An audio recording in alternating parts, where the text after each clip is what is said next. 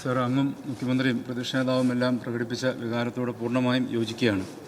കേരളം കണ്ടിട്ടില്ലാത്തതിൽ വെച്ച് വലിയൊരു ദുരന്തത്തെയാണ് അഭിമുഖീകരിച്ചത്. അത് ആ ദുരന്തബാധിതർ മാത്രമല്ല, ഓരോ മലയാളിയുടെയും വേദനയായതാണ് നമുക്ക് കാണാൻ സാധിച്ചത്.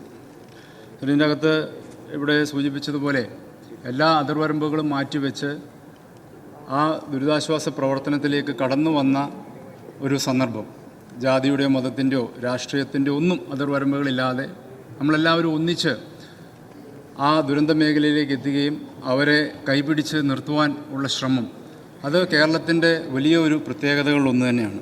കേരളത്തിൻ്റെ മനസ്സാണ് സാർ അവിടെ വളരെ കൃത്യമായി കണക്കാക്കപ്പെട്ടത്. സോ നമ്മളിവിടെ സംസാരിക്കുമ്പോഴും 47ഓളം പേരെ ഇനിയും കണ്ടെത്താനുണ്ട്. മുഖ്യമന്ത്രി സൂചിപ്പിച്ച പോലെ 47 പേരെ ഇനിയും കാണാനില്ല എന്നുള്ളതാണ്. സാർ, ആ വ്യക്തികളെ അവരെ കണ്ടെത്താനുള്ള നടപടികൾ ഇനിയും തുടർന്ന് മുമ്പോട്ട് കൊണ്ടുപോകേണ്ടതായിട്ടുണ്ട്. സാർ, കഴിഞ്ഞ ദിവസം വന്ന വാർത്ത 56 വർഷങ്ങൾക്ക് മുമ്പ് വിമാനാപകടത്തിൽ കൊല്ലപ്പെട്ട ഒരു മലയാളി സൈനികൻ തോമസ് ചെറിയാൻ്റെ മൃതദേഹം സൈന്യം കണ്ടെത്തിയ വാർത്ത വളരെ ആവേശത്തോടെയാണ് നമ്മൾ ഓരോരുത്തരും വായിച്ചത്. സൈന്യത്തിന് അതിന് സാങ്കേതിക മികവുണ്ട്, അതിനുള്ള ഇച്ഛാശക്തിയുണ്ട്. സാർ, അർജുൻ്റെ മൃതദേഹം 72 ദിവസങ്ങൾക്ക് ശേഷം കണ്ടെത്തുവാനുള്ള സാഹചര്യമുണ്ടായി. സാർ, അതുകൊണ്ട് തന്നെ നമുക്ക് ഈ 47 പേരുടെ അവരെ കണ്ടെത്തുവാൻ, അവരുടെ മൃതദേഹാവശിഷ്ടങ്ങളെങ്കിലും കണ്ടെത്തി അവർക്ക് സമാധാനപരമായ ഒരു യാത്രയയപ്പ് നൽകുവാനുള്ളൊരു സാഹചര്യം ഉണ്ടാവണം. അത് ഭരണകൂടങ്ങൾക്ക് ഉത്തരവാദിത്വമുണ്ട്, നമുക്ക് ഓരോരുത്തർക്കും അതിൻ്റെ ഉത്തരവാദിത്വമുണ്ട്.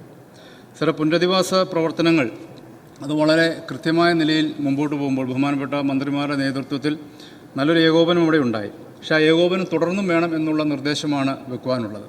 പുനരധിവാസം അത് ഭവന പുനർനിർമ്മാണത്തിൽ മാത്രമല്ല, A to Z, ഇപ്പോൾ സർട്ടിഫിക്കറ്റ് നഷ്ടപ്പെട്ടത് തൊട്ടുള്ള ഒട്ടനവധി കാര്യങ്ങൾ, അവരുടെ എഡ്യൂക്കേഷൻ പദ്ധതികളായിരിക്കാം, അവരുടെ മറ്റു തരത്തിലുള്ള അനാഥരാകപ്പെട്ട ബാല്യങ്ങൾ, ഒട്ടനവധി കാര്യങ്ങളുണ്ട് സാർ. ആ രീതിയിലുള്ള A to Z പുനരധിവാസ പ്രവർത്തനങ്ങളിലേക്ക് നമുക്ക് നീങ്ങുവാൻ കഴിയണം. അത് സമയബന്ധിതമായി പൂർത്തിയാക്കുക എന്നുള്ളതാണ് ആവശ്യം. ലാഗിങ് ഉണ്ടാകുന്നു എന്നത് അതൊരു വിമർശനവിധേയമായി പറയുന്ന ഒന്നല്ല. ലാഗിങ് ഉണ്ടാകുന്നത് ആരുടെയും കുറ്റമല്ല, അത് നമ്മുടെ സിസ്റ്റത്തിൻ്റെ വീഴ്ചയാണ്. സമയബന്ധിതമായ പുനരധിവാസ പ്രവർത്തനങ്ങളിലേക്ക് നീങ്ങുമ്പോഴാണ് ഒരാശ്വാസമെങ്കിലും ആ ജനതയ്ക്ക് നൽകുവാൻ കഴിയുകയുള്ളൂ. ഒപ്പം തന്നെ മുന്നറിയിപ്പ് പ്രവർത്തനങ്ങൾ, അത് പലപ്പോഴും മുന്നറിയിപ്പിനെ ഗൗരവമായി എടുത്തുകൊണ്ട് അതിനനുസരിച്ച് ആക്ട് ചെയ്യുവാനുള്ളൊരു ബോധവൽക്കരണം ജനങ്ങളിലേക്ക് എത്തിക്കേണ്ടതായിട്ടുണ്ട്. ഇപ്പോൾ ഈ ഓറഞ്ച് അലേർട്ട്, റെഡ് അലേർട്ടൊക്കെ മൊബൈൽ ഫോണിൽ വരുമ്പോൾ അത് ജസ്റ്റ് വായിച്ച് സ്വൈപ്പ് ചെയ്ത് വിടുന്ന ഒരു സാഹചര്യമാണ് പലപ്പോഴും ഉണ്ടാകുന്നത്. അതിനനുസൃതമായി ആക്ട് ചെയ്യുവാനായിട്ട് ശക്തമായ ബോധവൽക്കരണം ജനങ്ങളിലേക്ക് എത്തിക്കേണ്ടതായിട്ടുണ്ട്. പല രാജ്യങ്ങളിലൊക്കെ ഉണ്ടാകുന്ന ദുരന്തങ്ങളിൽ, ഇപ്പോൾ ജപ്പാനിലൊക്കെ ഉണ്ടാകുന്ന ഇപ്പോൾ എർത്ത് ക്വേക്ക് പ്രോണാണ്, പക്ഷേ അവിടെ കാഷ്വാലിറ്റീസ് വളരെ കുറവാണ്. അത് ജനങ്ങൾ അതിനനുസരിച്ച് അഡാപ്റ്റഡ് ആകുന്നു, അല്ലെങ്കിൽ ബോധവൽക്കരിക്കപ്പെടുന്നു, അതനുസരിച്ച് ആക്ട് ചെയ്യാൻ അവർക്ക് സാധ്യമാകുന്നു.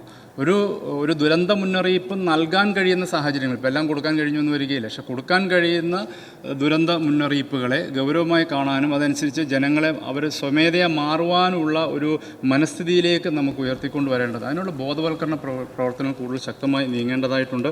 സാർ, അത് ഈ ഒരു വലിയ ദുരന്തത്തെ നമ്മുടെ മുന്നിൽ നിലകൊള്ളുകയാണ്. അതൊരു പാഠമായി ഉൾക്കൊണ്ടുകൊണ്ട് ഇനി ഭാവിയിൽ ഇത്തരത്തിലുള്ള വിഷയങ്ങൾ സ്വാഭാവികമായിട്ടും ആവർത്തിക്കുമെന്നത് ഒരു ദുഃഖസത്യമാണ്. ആവരുത് എന്ന് നമ്മളൊക്കെ ആഗ്രഹിക്കുന്നു, പ്രാർത്ഥിക്കുന്നു. പക്ഷേ ഇന്നുണ്ടാവുന്ന കാലാവസ്ഥാ വ്യതിയാനം അടക്കമുള്ള കാര്യങ്ങൾ, ഇതുപോലുള്ള ദുരന്തങ്ങളെ നമ്മൾ പ്രതീക്ഷിക്കേണ്ടതായിട്ടുണ്ട്. അപ്പോൾ അതനുസൃതമായി എക്വിപ്ഡായി മുമ്പോട്ട് പോകാൻ കഴിയണം എന്ന് സൂചിപ്പിക്കുന്നു.